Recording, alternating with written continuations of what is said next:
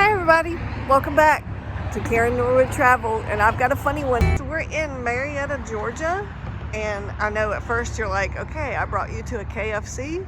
Well, this is one of the Marietta landmarks since 1963.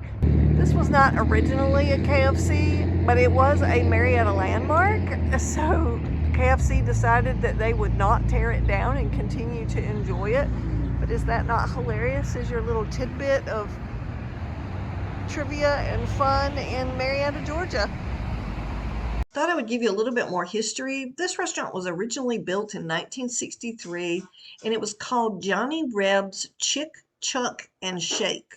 The owner was Stanley Tubby Davis, and it became a reference to where people would say, oh, you turned by the big chicken. KFC restored it back in 2017 from the outcry of the public. Another fun thing that we stumbled across when we were in Atlanta was the Castle House or the Dwarf House.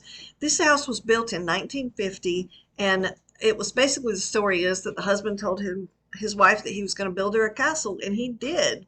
The swimming pool doubles as a moat. It's a two-bedroom house, 1,400 square feet, and the garage is only accessible via the drawbridge. Keep in mind, this is not open to the public.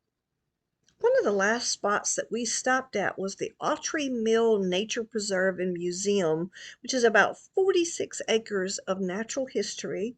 They're located in Johns Creek, Georgia, and they have goats and bunnies and turtles and about 2.5 miles of trails with a map on the website.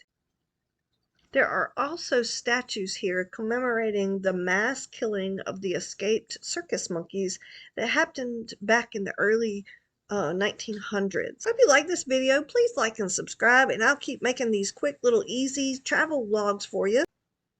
I also have a fun cooking channel called Chatting with Chops, where I do a lot of fun baking, vegan, and low calorie.